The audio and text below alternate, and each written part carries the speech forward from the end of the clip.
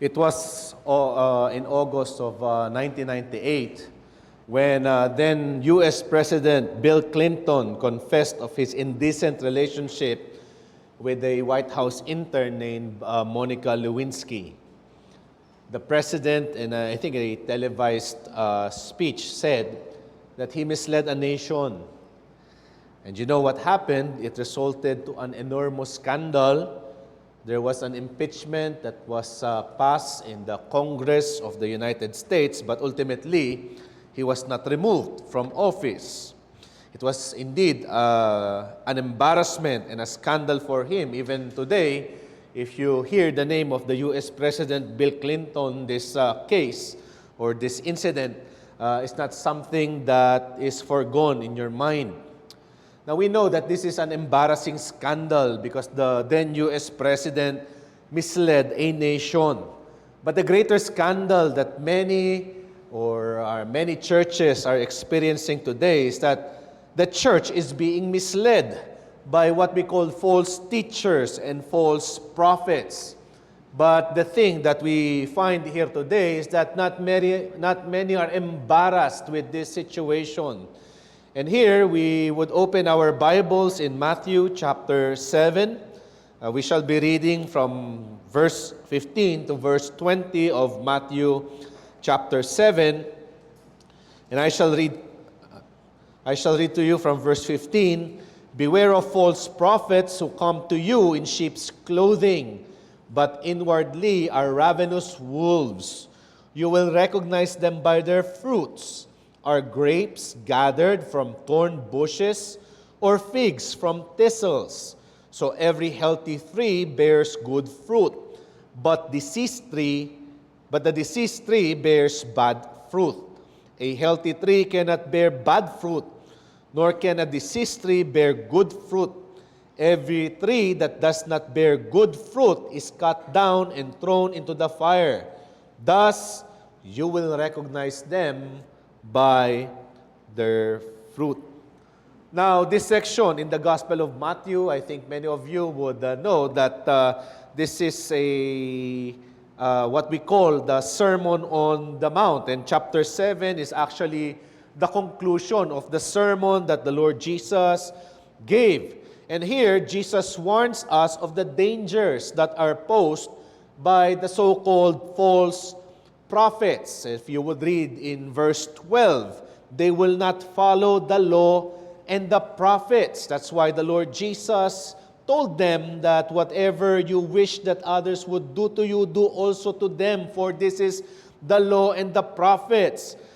They would also deceive people to enter the wide gate and the easy way instead of the narrow gate and the hard way that leads to life. We know that in the Sermon on the Mount, this is actually the Lord Jesus Christ showing to us who are the people of the kingdom of God. Sino ba yung mga kabilang sa kaharian ng Diyos? And we know that these are the people who believed in the Lord Jesus Christ as their own Lord and Savior. These are people who realized in themselves that they could not attain that form of righteousness that God will accept for them to be justified. In chapter 5, verse 17, the Lord Jesus proclaimed that He is the only one who is able to accomplish the law of God. Jesus said, I have not come to abolish the law, but to fulfill them. So here, the Lord Jesus Christ said that even not one jot or tittle will be removed from the law, but everything will be fulfilled. In verse 20 of chapter 5, the Lord Jesus Christ said that there is only one righteousness that God will accept, and it is not found in this world. In chapter 5, verse 20, the Lord Jesus Christ can say, for I tell you, unless your righteousness exceeds that of the scribes and Pharisees, you will never enter the kingdom of God. So here, the Lord Jesus Christ is very clear that the righteousness that we are seeking is not something that we can produce, but a righteousness that we can find in the Lord Jesus Christ because of the work that He has accomplished, His active righteousness or His active obedience and His passive obedience. And then in chapter 6, the Lord Jesus Christ tells us that since you have accepted this righteousness from God, then the lifestyle of those who are in the kingdom is also a lifestyle of righteousness. But it is not a righteousness that is simply outward, like how the scribes and Pharisees live. It is without hypocrisy, meaning you are not an actor in a stage. That when you are in a stage, people can see you, people can praise you, but the thing is, you are acting a person for which you are not.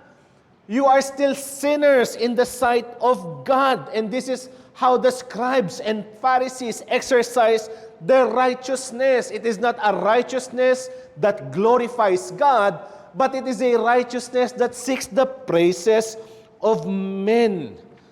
But if you are a believer, the reason for you to live a life of righteousness is in obedience to our Lord and Savior, Jesus Christ.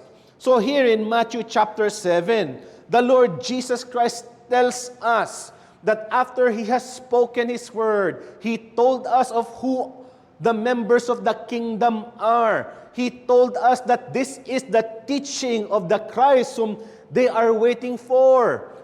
There will come ravenous wolves in sheep's clothing. And what is their purpose? Their purpose is to destroy the flock of our Lord and Savior Jesus Christ. In verse 15, we read of chapter 7, "Beware of false prophets who come to you in sheep's clothing, but inwardly are ravenous wolves."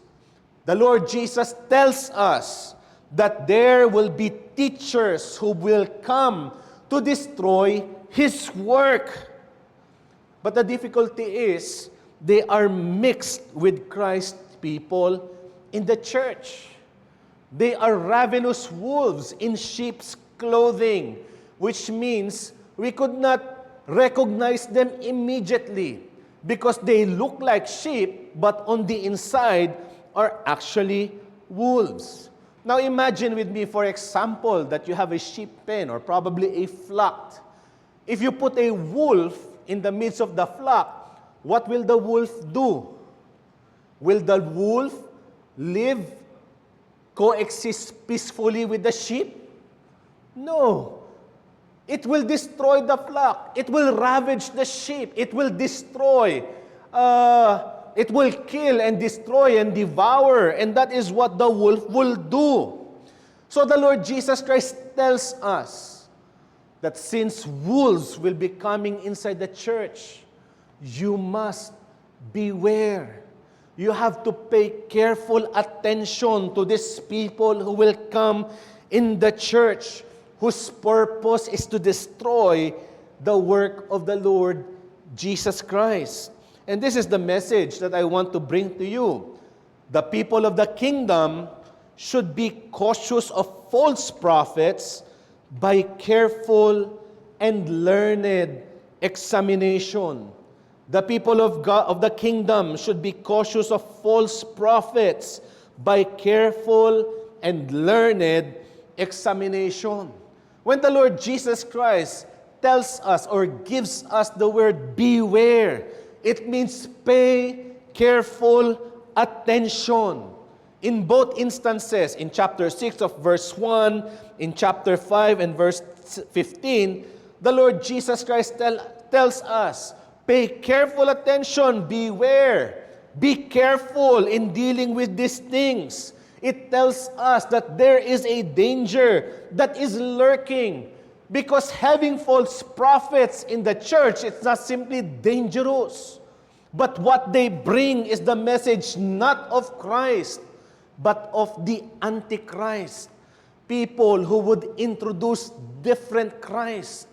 People who will tell us a different gospel. You see, a prophet is a person who mediates God's words to man. He speaks the word of God. He does not speak his own opinion, his own thoughts, and his own mind, but speaks the word of God, the pure word of God. While today, in today's church, we do not have any prophets, but by extension, it is applied to teachers who call themselves Christians, preachers and teachers of the church. You see, the Puritans called the work of preaching as the art of prophesying. Preaching is concerned, or the concern of preaching is to repeat the words of God through the prophets and the apostles by showing to us who the Lord Jesus Christ is.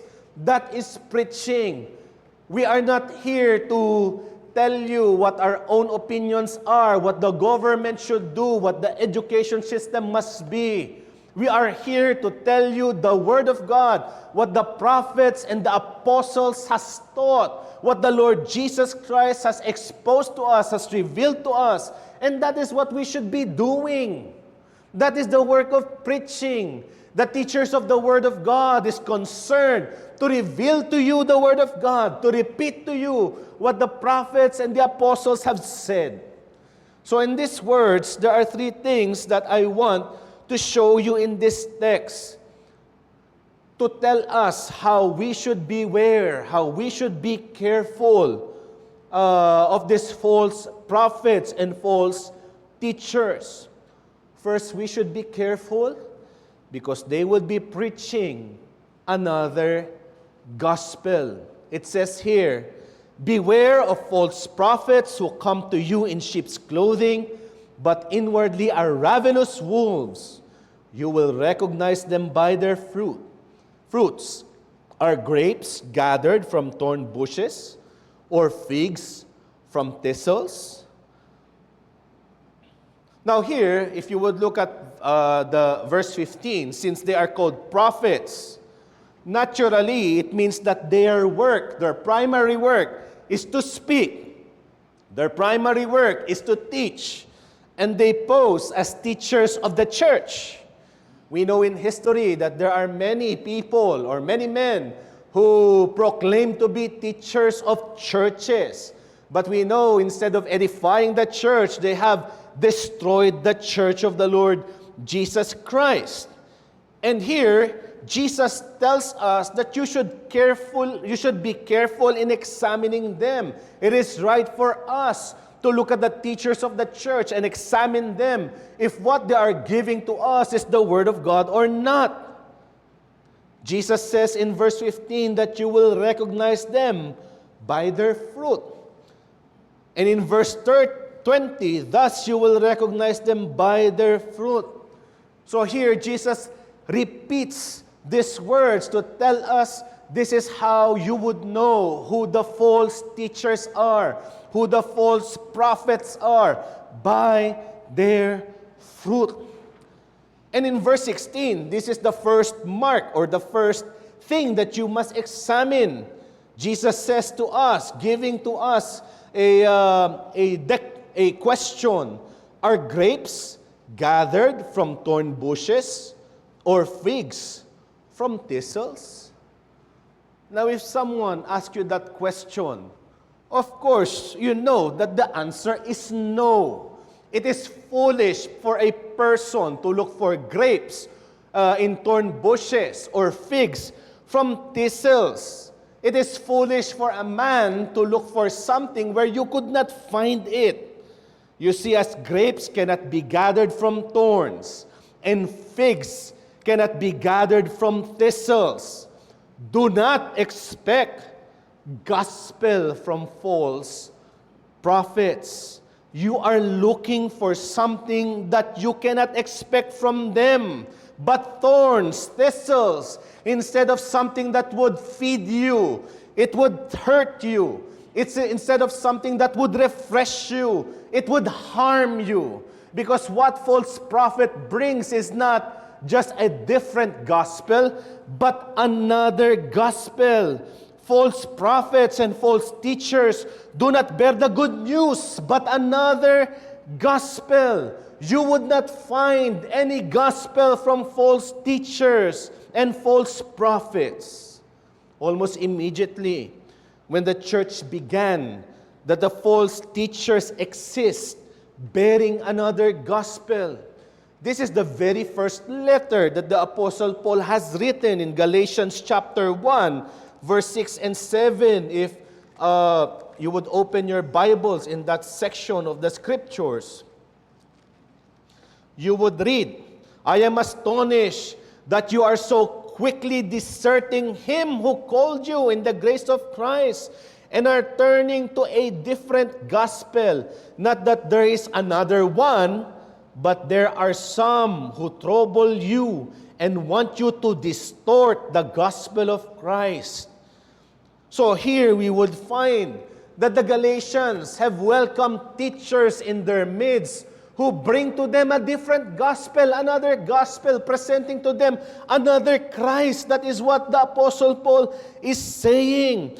But Paul admonishes the Galatians and telling them that what you're receiving is not good news, but a curse. Having another gospel will harm you, will hurt you. That's why how the Apostle Paul admonished the church is very sharp. When the Apostle Paul says in verse 8, but even if we or an angel from heaven should preach to you a gospel contrary to the one which we preach to you, let him be accursed. Again, we have said before, so now I say it again. If anyone is preaching to you a gospel contrary to the one you receive, let him be accursed. So here the Apostle Paul is saying that the possibility of preaching to you another gospel could even come from the apostles of the Lord Jesus Christ, can even come from the angels of God. But even if they preach another gospel, let him be accursed. And these are the false prophets. This is the gospel that they bring. You are finding grapes from thorn bushes and figs from thistles if you are finding a gospel from false prophets, because they do not have any gospel. That's why the soul that listens to false teachers accept another gospel that endangers the soul. That is the reality. You will not be able to find grapes or figs, but thorns and thistles that will harm you, that will hurt you.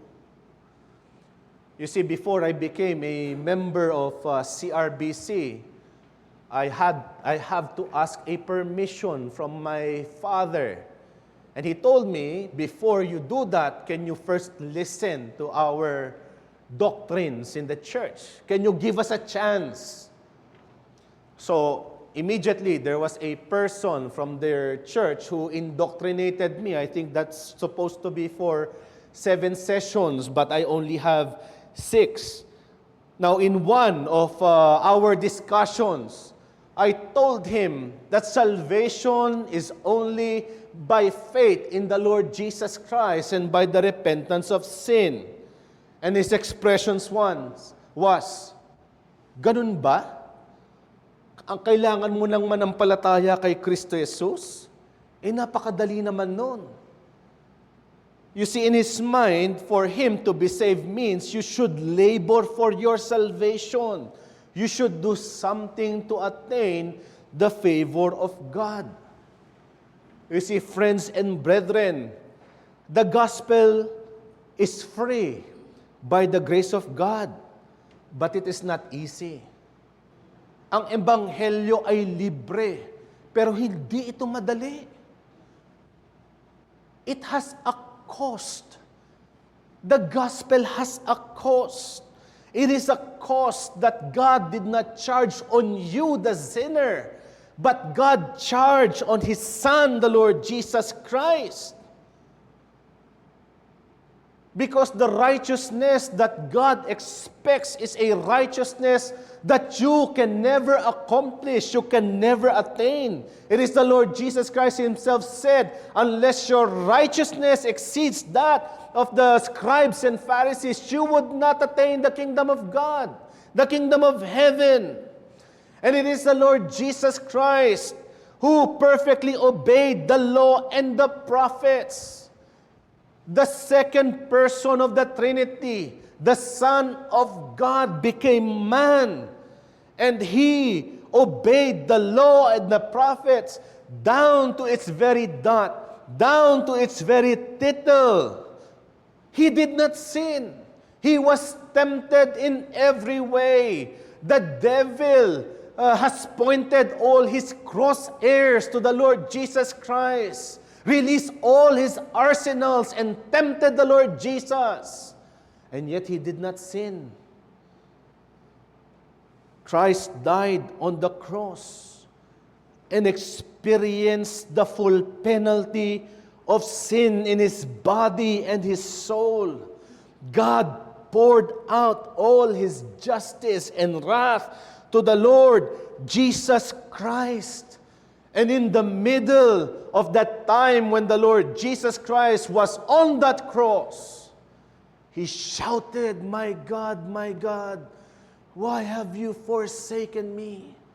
In that moment, the cost of salvation is not only in the Son, but also from the Father. Because at that instance, the relationship of the Son and the Father seemingly is broken because of sin, that even the Father from heaven cannot look at His Son, and the Son cannot call God His Father. That is what the penalty of sin is. The Lord Jesus Christ has accomplished the righteousness that you cannot do. He died the death that you cannot conquer. False teachers oppose this because they desire to contribute for their own salvation what we have that is free in the Lord Jesus Christ. Friends and brethren, the gospel is free, but it is costly. The price was paid by the Lord Jesus Christ. When we receive something that is free, what is your response? Of course, I hope it is appreciation and gratitude to the giver. Well, sometimes when you do your groceries, there would be free stuff that are being given away. Minsan, may free food. If you take those free food, of course, we know that that is a marketing strategy. But even then, it does not require you to buy from them. So, if you eat that free food, especially kung gutom ka na, you find joy in your heart that you ate something that is free. But think of this. Imagine a man who became rich because of hard labor. He put on his sweat, his blood, his life into it. He has given everything and he became rich. He became successful. He is an accomplished man. And it come to happen that you were able to know this man. And he tells you, everything that I have labored is all yours. What will you say? Are you going to say, hindi na, kaya ko naman din gawin yan? Probably you would be surprised. You would be speechless. You will not be able to say a word. It would be foolish to turn your back and say, I will not accept it. So it is also foolish to refuse the free gift of God because we want to boast on our own work. You see, this is the teachings of false prophets. They are telling you to turn your back from what the Lord Jesus Christ has accomplished. That costly work that the Lord Jesus Christ has done, that sin that you cannot pay, He has paid it all. But you are saying, I do not need it. And that is the message of false prophets and false teaching, which is another gospel. Secondly, Beware, because they pursue a life that is absent of the gospel. It says here in verse 17, "So every healthy tree bears good fruit, but the diseased tree bears bad fruit. A healthy tree cannot bear bad fruit, nor can a diseased tree bear good fruit." Here, of course, the first section is a question. And the Lord Jesus Christ in this next section is giving to us a fact. Especially if you are familiar with raising fruit-bearing trees. When you raise fruit-bearing trees, on the outside, they look the same. Halimbawa, kung nagtatanim ka ng mangga sa Antipolo, maraming mangga, mukhang sa labas, pare-parehas lang yan na mangga. It looks the same. False ministers and false Christians may look similar to true believers and true teachers of the gospel. What the Lord Jesus Christ is telling us, that the difference is not immediately obvious because the difference comes from the inside. What is that difference that comes from the inside? We know that when the person is influenced by the gospel of our Lord and Savior Jesus Christ, there you would find the secret work of the Holy Spirit. God is already moving in that person. God is the one who makes difference to that person. What is secret in that person when the Holy Spirit is in its influence will be revealed by its fruit. And so Jesus tells us to examine the tree by its fruit. And what is that fruit? It is the life and the testimony of the believers versus the life and the testimony of false prophets. There would be difference. Why? Because the life and the testimony of false prophets are contrary to what is expected from the gospel. When a person is influenced by the gospel, when the person is influenced by the work of the Holy Spirit, it will be seen in his life. Makikita yan sa kanyang buhay. It is the gospel that changes the person from the inside by the work of the Holy Spirit. We know that the Holy Spirit is the one who regenerates. It is also the Holy Spirit that is the one who sanctifies. This is the secret work of the Holy Spirit. It is coming from the inside. And yet it will be revealed in the work of that person. And so you would see that the life and the attitude of the Christian is different from the world. He is a healthy tree that bears good fruit. But when you look at this world and the people of this world, they may proclaim themselves to be Christian. They may proclaim themselves to be prophets, but they are bad tree because what they have is not the gospel. What they have is not the work of the Holy Spirit, but the influence of sin and this world. So what you will find in them is not a life that will expose the work of the gospel, but the life that exposes the work of this world. And this is the challenge. A life that is contrary of the gospel is without the gospel. Ang buhay na hindi tugma sa ebanghelyo ay nagpapakita na wala siyang ebanghelyo. He doesn't have the gospel of the Lord Jesus Christ. Is the gospel, that gospel, true in your life? Totoo bang ebanghelyo sa iyong buhay? Do you find it that you desire to live a life of holiness and righteousness? It is not a desire simply seeking the praises of men, but a desire to glorify God. Probably the question is, are you becoming like the Lord Jesus Christ? The second person of the Trinity. worshipped by the angels of heaven. He has everything that he needs. He does not need to save a sinful people. And yet he became man. And what did he do in this world? Let's see how the Lord Jesus Christ summarized his life in this world in John chapter 17, verse 5.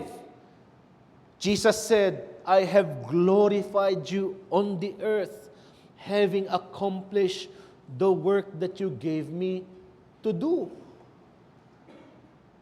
You see, in that same statement, can you summarize your life in that way? That when men and women can see you, they can see and say that this is a person who glorifies God on this earth by accomplishing the work that God has given them to do. Jesus criticized the scribes and Pharisees. They also have a righteousness that they want to show, to manifest to the world. But the Lord Jesus Christ tells them that you are hypocrites. Your righteousness is just for a show. Your righteousness simply desires the praises of men. Think of this. In a world of diseased trees producing bad fruit, are you a healthy tree producing good fruit? Ibig sabihin, totoo ba ang ebanghelyo sa iyong buhay? Talaga ba na kahit mahirap ang sanlibutan na ito, gumagawa ka upang mapapurihan ng Panginoon sa iyong buhay? Hindi ka katulad ng iba na nagpapakitang tao lang. Are you that healthy tree that produces good fruit? Can the world recognize that you have a different fruit, a different life? Or will they simply say, you are the same with us? There's no difference. Walang pagkakaiba. Parehas ka lang naman dito sa sanlibutan. Are your works of righteousness not for a show, but your works of righteousness is because you love the Lord Jesus Christ and you desire to glorify God even without watching eyes. Minsan, madaling maging Kristiyano kapag nakikita ka ng mga tao. When people looks at you, especially probably here in the church, mukha kang Kristiyano dahil sumasamba ka tuwing linggo, nandito ka umaga at hapon, nandun ka pa sa prayer meeting, nandun ka pa sa lahat ng mga Bible studies, mukha kang Kristiyano. But what if you are in your secret places? When no one is seeing you but God, are you still producing good fruit? I remember many times when Pastor Ellis is still preaching, he tells us of a slave owner who has fake eyes. Yung isang mata niya ay hindi gumagana. He has fake eyes, so it's inside on one of the sockets of his eyes. But you see, he owns slaves. The slaves labor in his field. When he is looking, the slaves do the work, but when he turned his back, the slaves no longer do their work. So he had a good idea. I will remove my fake eye and put it somewhere that looks at the slaves, so that even if I am gone, they would think that there is someone who's still watching them. So the slave owner did that. He removed his fake eye, put it in the corner, and the slaves were actually fearful because there is an eye watching over them. But then the slaves had a good idea. Let us think how we will be able to cover that eye. So what they did, one of them sneaked at the back of the eye and covered it with the hat. Because the eye is already covered, they could already do what they want. Ganun tayo. Do you consider yourselves slaves to Christ? that even if no one is watching us, we still desire that life that glorifies God. In our secret places, when no one is watching, God sees us.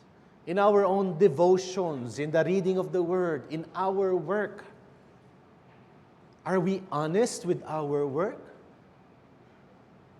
Do we do that which is commanded of us, required of us, even if no one is watching?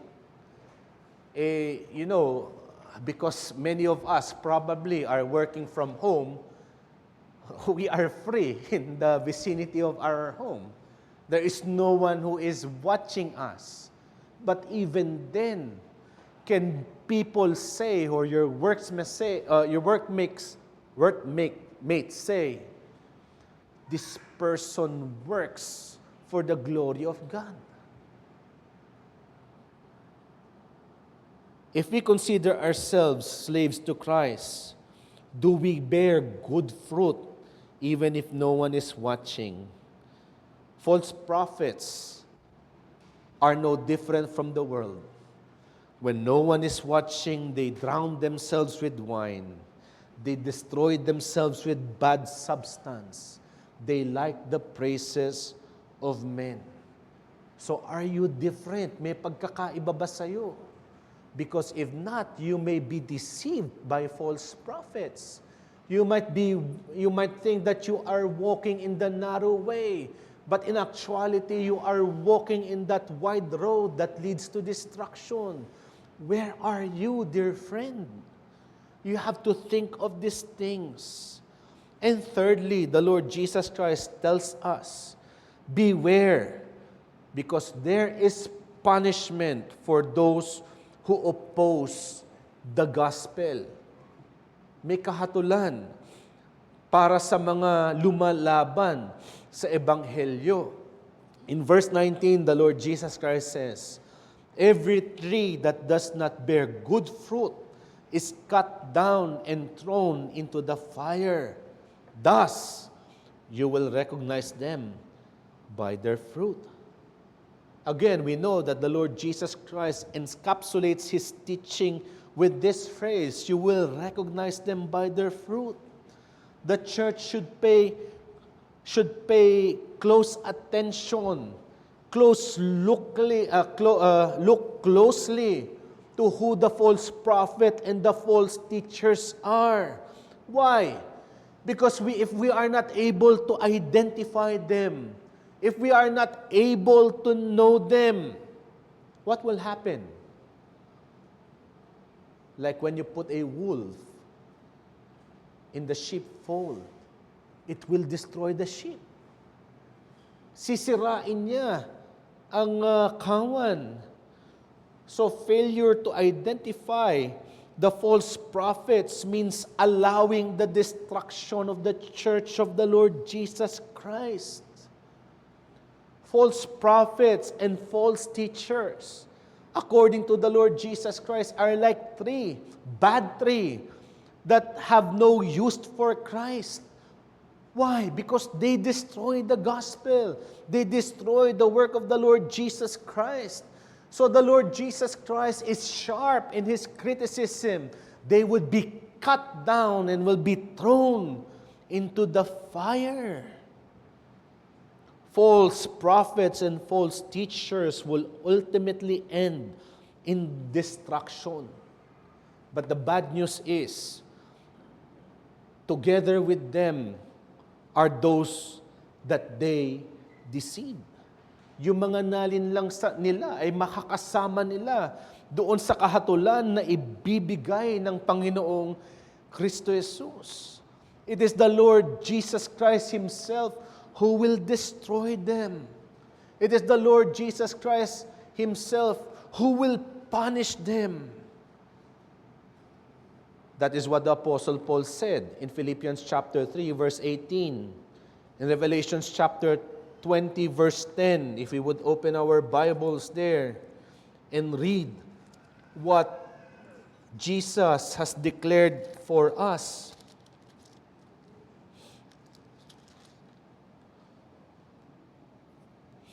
And the devil, who had deceived them, was thrown in the lake of fire and sulfur, where the beast and the false prophet were, and they will be tormented day and night forever.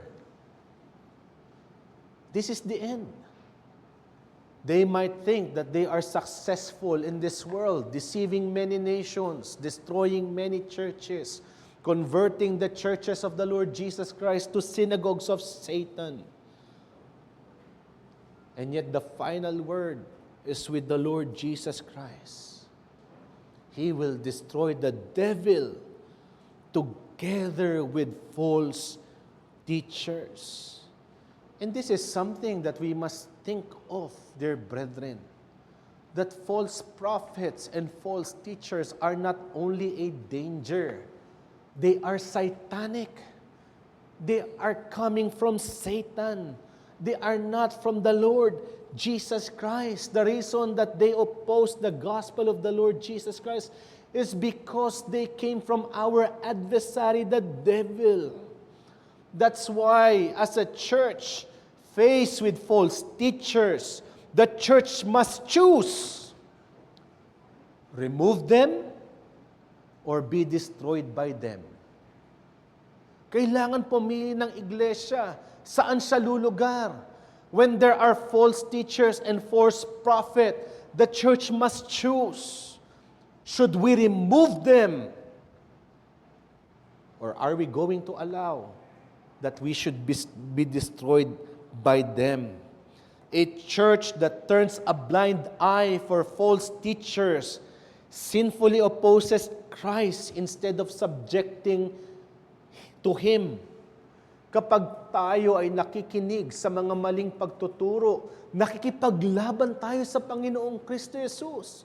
We are opposing Christ. We are rebelling against Him. We are not subjecting ourselves to the Lord Jesus Christ. He is the Son of God. Remember in the Transfiguration, when the Lord Jesus Christ was changed and 3 of the disciples of the Lord Jesus Christ was there, when they were covered by a great cloud, they hear a voice from God the Father, "This is my beloved Son in whom I am well pleased." And what is the command? Listen to Him. Are we listening to the Lord Jesus Christ through the Word of God? Or are we listening to false prophets? Watch what is taught in this pulpit. We should not turn a blind eye when there is no Christ and there is no gospel.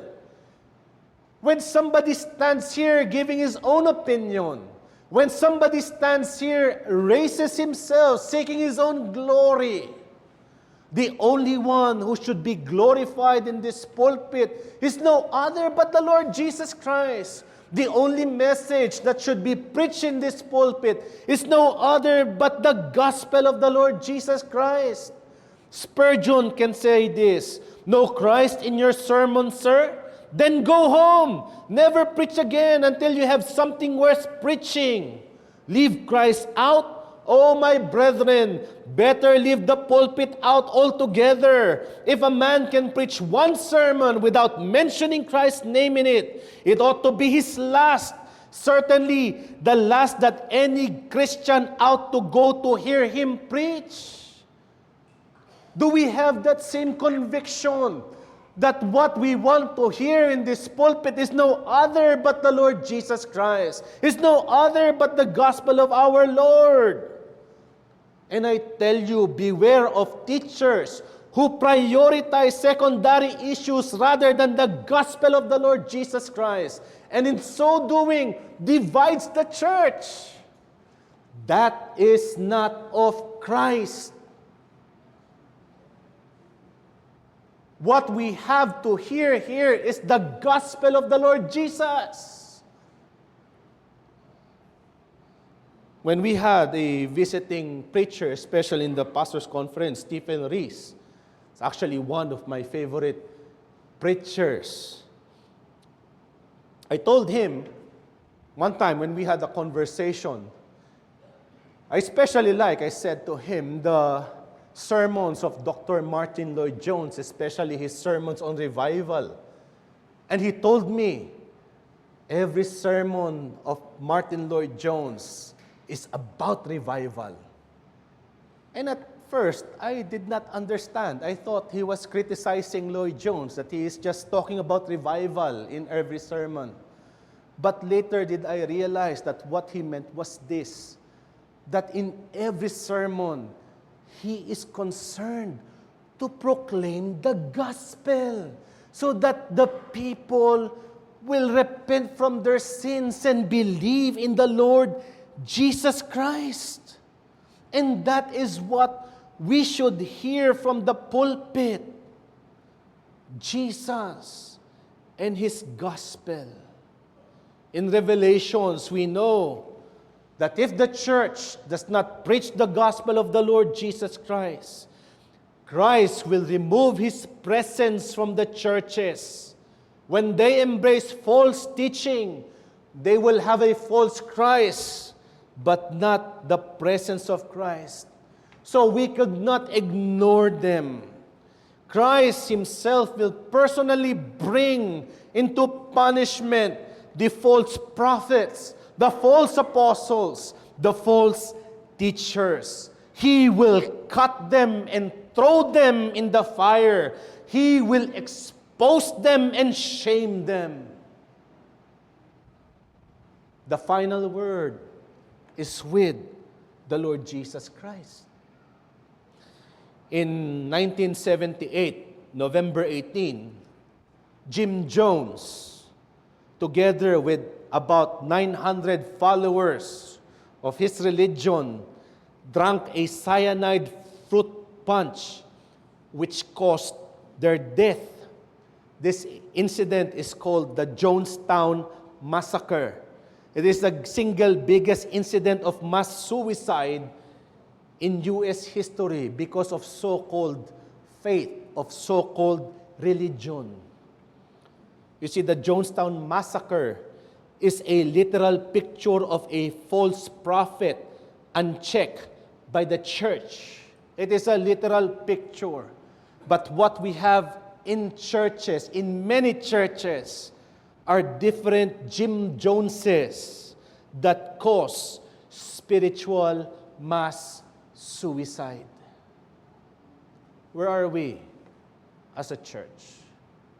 Can we recognize false teachings from the gospel of the Lord Jesus Christ?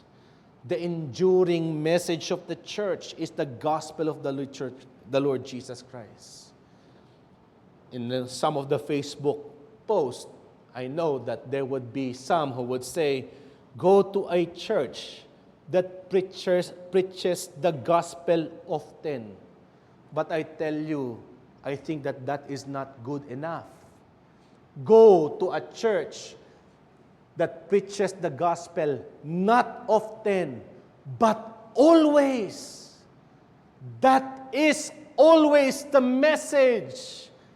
The message that is given to sinners like you and I, our only hope. The gospel of our Lord and Savior Jesus Christ. Because that we know that there is no other message that can save a sinner but the gospel of the Lord Jesus Christ.